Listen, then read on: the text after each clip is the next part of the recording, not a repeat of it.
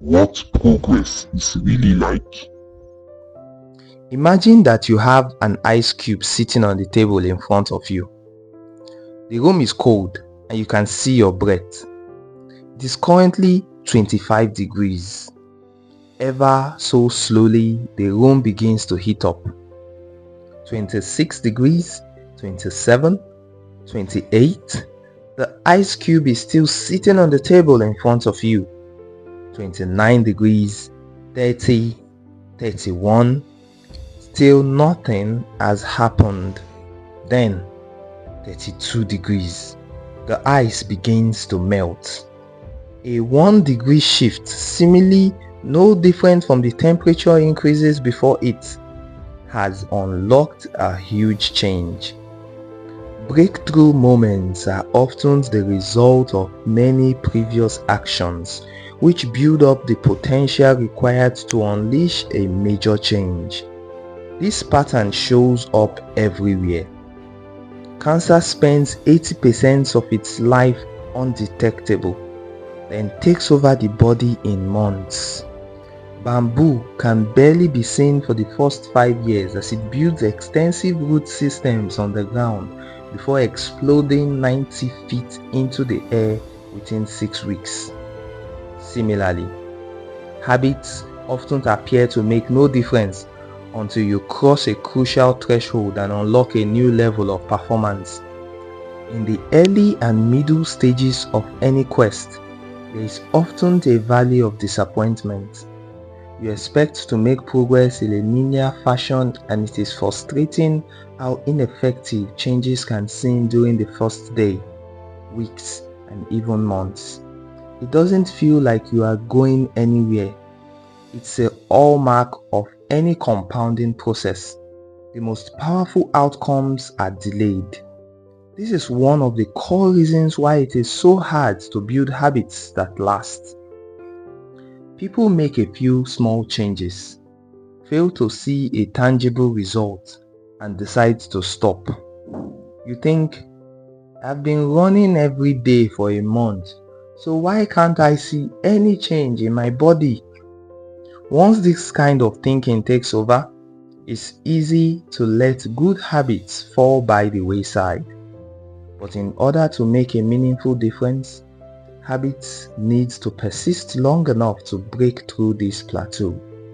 What I call the plateau of latent potential. If you find yourself struggling to build a good habit or break a bad one, it is not because you have lost your ability to improve. It is often because you have not yet crossed the plateau of latent potential. Complaining about not achieving success despite working hard is like complaining about an ice cube not melting when you heated it for 25 to 31 degrees. Your work was not wasted. It is just being stored. All the action happens at 32 degrees. When you finally break through the plateau of latent potential, people will call it an overnight success. The outside world only sees the most dramatic event rather than all that preceded it. But you know that it's the work you did long ago, when it seems that you weren't making any progress, that makes the jump today possible. There is the human equivalent of geological pressure. Two tectonic plates can grind against one another for millions of years, the tension slowly building all the while. Then, one day, they rub each other once again in the same fashion they have for ages, but this time, the tension is too great. An earthquake erupts. Change can take years before it happens all at once. Mastery requires patience. The San Antonio Spurs, one of the most successful teams in NBA history, have a quote from social reformer Jacob Riis hanging in their locker room. When nothing seems to help, I go and look at a stone cutter hammering away at his rock.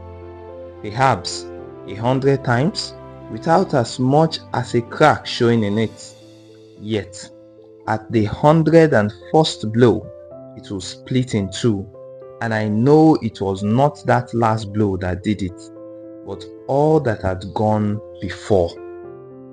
All big things come from small beginnings. The seed of every habit is a single tiny decision.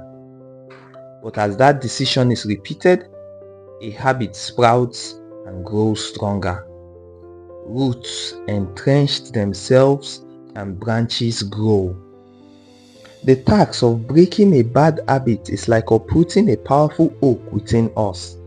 And the task of building a good habit is like cultivating a delicate flower one day at a time. But what determines whether we stick with a habit long enough to survive the plateau of latent potential and break through to the other side? What is it that causes some people to slide into unwanted habits and enables others to enjoy the compounding effects of good ones?